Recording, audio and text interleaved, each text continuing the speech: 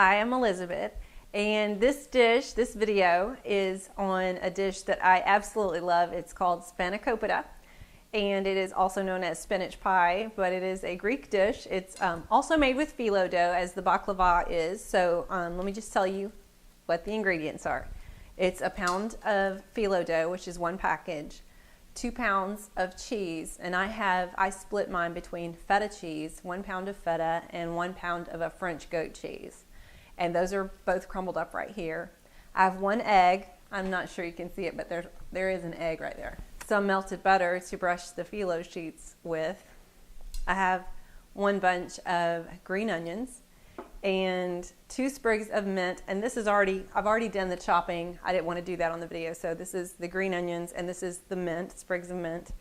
And here is 3 bunches of dried chopped spinach. I'm first going to mix all the greens. So I'm going to mix the onions and the mint in with the spinach.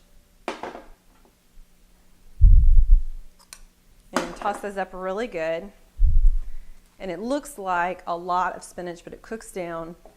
You know, spinach is has a lot of water in it. So as you're cooking it, it's going to cook down a little bit. You can add salt and pepper to taste. I don't usually put a lot of salt and pepper in my spanakopita, but you certainly can. So some people do. So you just play with it and see how you want to make it. Again, very simple dish, but I think one of those things that people just think is hard to make because it's made with phyllo, and phyllo is really not hard to work with. Once you just, you keep it moist so that it doesn't tear, and then you just practice with it a little bit. Now the cheese, what I'm going to do is go ahead and pour the egg into the cheese. And that's going to keep that a little bit, make it a little mixier, easier to mix, make it a little more moist. Stir that up really good. Then I'll take my cheese egg mixture and I'm going to add it to the spinach and continue to mix it.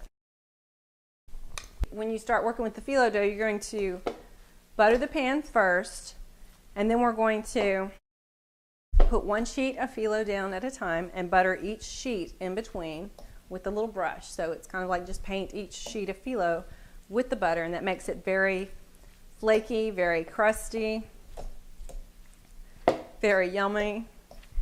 And in a package of phyllo, there's 24 sheets. And so we're going to put 12 sheets down, butter each one individually in between as we lay them down. That's half. So we're going to put half the package down, 12 sheets. And then we're going to put the entire spinach and cheese mixture on top of that. And then we're going to start again with the phyllo till we get the other half of the phyllo down. And again, a reminder, you're going to butter in between each one. And I know it takes me a minute to stir this up, but it's so good and it's so worth it. And especially if you have kids that don't like to eat spinach, or maybe you're not crazy about spinach, this is one alternative way of eating it. If you like a spinach cheese dip, this is yummy, yummy, yummy. I can't even describe it. It does have it has that strong French cheese and feta cheese bite to it. But if you like ethnic food, you will love it. I absolutely love it. It can be frozen, so once you make it, you can freeze half of it and then I don't recommend heating it up in the microwave. I recommend heating it up in the oven. That just makes it makes it flakier and yummier. That's mixed. That's really all there is to the mixture.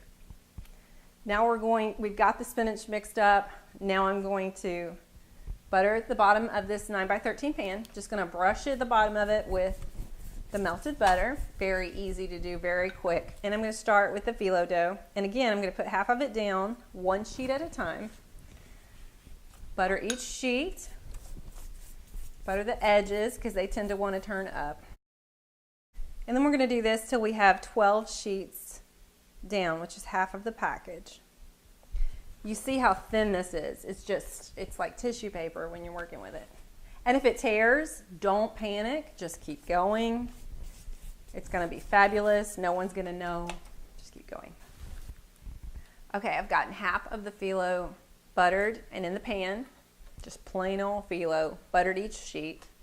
And I wanted to add that the phyllo dough actually comes, it's a little bit larger than the bottom of the 9x13 pan. So I take a cookie cutter and I lay the pan down and trim off the edges so it will fit. Just improvise a little bit. Now that half of that's down, I'm going to put the entire spinach mixture on top of it.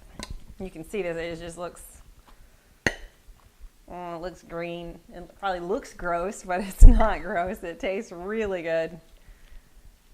And it does cook down quite a bit.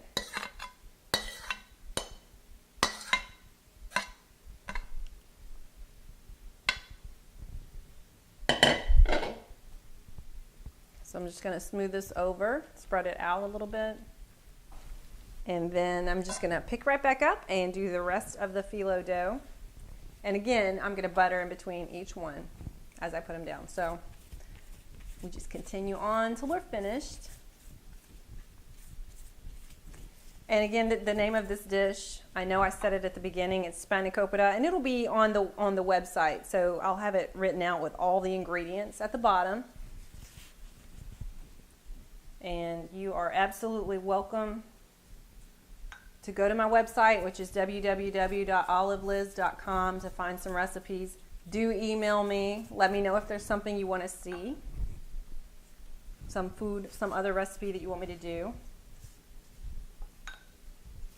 You can email me at tooliveliz@gmail.com.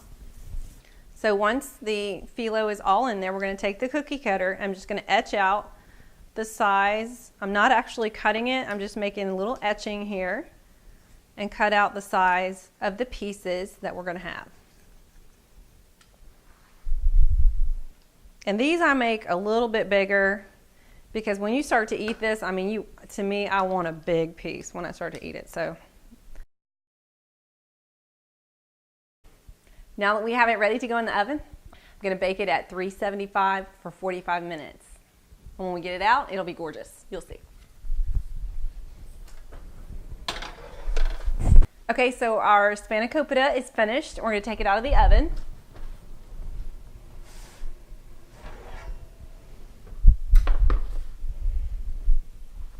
It is absolutely beautiful, golden brown, very toasty on the top.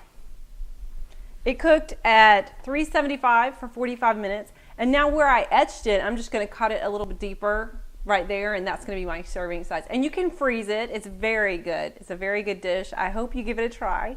Please let me know, and let me know how you liked it. Thanks.